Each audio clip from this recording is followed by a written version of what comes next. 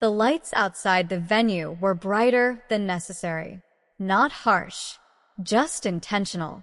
The kind of lighting designed to make everything look elevated. Important. Exclusive. People didn't just arrive there. They were expected. Black cars pulled up one after another, doors opening with quiet precision, guests stepping out in perfectly tailored outfits that seemed to belong to the building itself. The elite gala. That's what they called it. Not publicly, of course. Officially, it had a longer name, something about philanthropy, legacy, impact. But everyone knew what it really was. A room where status wasn't just visible. It was measured. I stepped out of my car slowly, not because I was unsure, because I didn't need to rush. The dress I wore wasn't loud. Noche met. No designer labels stitched across it. Just simple. Clean. Understated. The kind of dress that doesn't ask for attention, which, in that environment, was already a problem. I walked toward the entrance, heels steady against the pavement, the sound soft but consistent enough to mark my presence. The line, because moments like this reveal more when you let them. Check again, I said calmly. He did. Same result. I'm afraid there's been a mistake, he added, but his tone didn't carry uncertainty. It carried conclusion. Behind him, another staff member stepped forward. More polished. More confident. The kind of person who doesn't check information. He enforces it. Is there a problem? He asked. She's not listed, the first one replied. A glance. Quick. Measured. Then, his eyes moved over me. Not as a person. As a presentation. Dress. Shoes. Details. Or what he believed were the lack of them. I see, he said. That was enough. Because now, it wasn't about the list anymore. This event is invitation only, he continued. I'm aware, he replied. Another pause. Short. But telling. Then you should also be aware, he added, that standards are maintained. Standards. There it was. Not said directly, but clear. This isn't a public function, he continued. We can't allow confusion at the entrance. Confusion. Another word. Soft. Carefully chosen. Designed to remove without saying removal. I'm not confused, I said. His smile didn't change. Of course, he replied, which meant the opposite. A few guests behind me slowed slightly. Not stopping, but paying attention. Because moments like this draw focus. I suggest you step aside, he said. Not a request, a direction. Before this becomes uncomfortable. I almost smiled, because discomfort depends on perspective. I'm not leaving, I said. Calm, flat, and certain. Another pause. Longer this time, because now, this wasn't routine anymore. You're not dressed for this event, he said quietly. There it was. Finally. Clear. Not implied. Not softened. Placed. My dress isn't the issue, I replied. It is, he said. And that was the moment. Not when he spoke. When he believed it. Because belief is what makes people confident enough to be wrong. You don't belong here, he added. Silence. Not complete, but enough. Because now, everyone understood. The line shifted. People watching without looking like they were watching. Waiting. For reaction. For embarrassment. For me to step away and confirm everything he had just decided. I didn't move. I didn't argue. That was the first thing that unsettled him. People expect resistance. They expect raised voices, defensive explanations, something that confirms they're in control of the situation. I gave him none of that. Instead, I stepped slightly to the side, not away from the entrance, just enough to let the moment stretch, because time exposes mistakes. Behind me, the line continued to move. Guests entering, names approved, doors opening. Everything functioning exactly as it should, from their perspective. You need to move, he said again, quieter now, more controlled. I will, I replied. Another pause, because that wasn't what he expected. Just not yet. Confusion. Small. But present, because now the situation wasn't ending the way it should.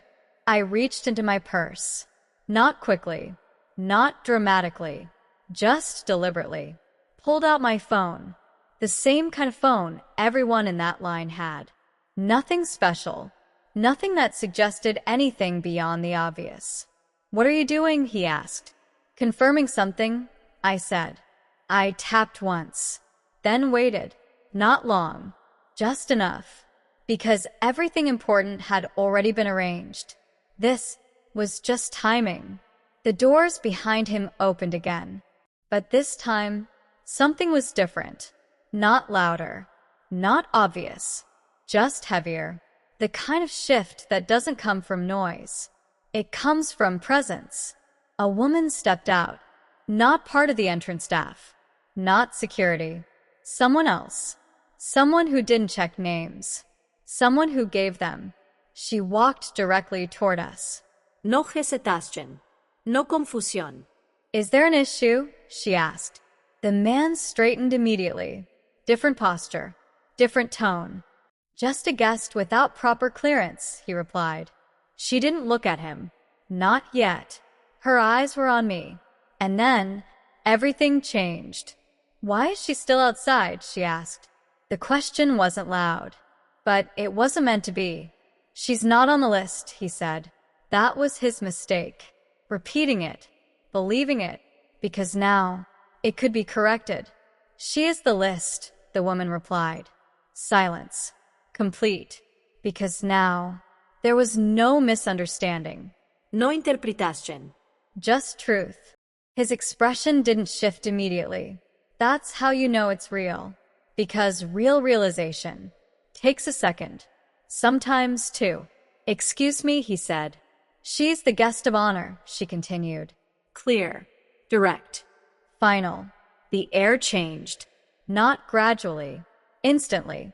Because now the structure had flipped. Guests behind me stopped pretending not to watch. Conversations paused. Even the movement at the entrance slowed. Because moments like this don't stay private. They've been waiting for her inside, she added. And just like that, everything he had said collapsed. You said I didn't belong, I said. Not loud, not emotional, just accurate. Another pause, because now he remembered. You were right. Silence. Because he didn't understand. Not yet. I don't belong out here. I finished. Another pause. Longer. Because now he did. I stepped forward. Past him. Not brushing against him. Not acknowledging him. Because acknowledgement suggests relevance. And he didn't have any anymore. The doors opened wider this time. Not for the crowd. For me. Inside, the room looked exactly the way I expected. Controlled. Polished. Every detail aligned. But the energy had shifted. People turned. Not all at once, but enough. Because word moves fast in rooms like that. Faster than announcements. Faster than introductions. She's here, someone whispered. Of course I was. Because I had always been expected. They just didn't recognize it. I moved through the space calmly. Not rushing. Not performing. Just present. Because presence means something different when it's understood. At the center of the room, the stage was already set. Lights positioned. Microphone waiting. Everything prepared. Not for just anyone. For me. The woman from the entrance stepped beside me again. They're ready, she said. I nodded once. Because so was I. I stepped onto the stage. No introduction needed. Not really. Because by then, the room already knew. I was told I didn't belong here, I said. Not loud, but clear. The kind of voice that doesn't need volume to carry. A few heads turned toward the entrance, toward him, standing exactly where he had been. Only now, Completely out of place. my dress wasn't right, I continued. A small pause, because now they understood not just what happened, what it meant, and that standards matter. Another pause, because now they remembered every word, every moment. Tonight, I said, is about impact. The same word they had used, only now it had meaning.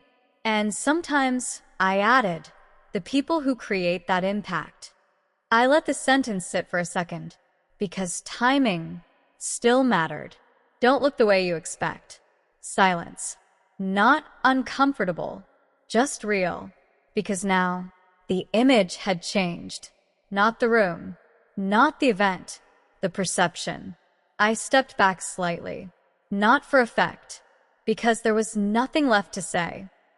Everything had already been understood. They banned me from the gala, for a dress, for an assumption, for a version of reality that didn't exist. But what they didn't realize was simple. You can't decide who belongs in a room when the entire event exists because of them.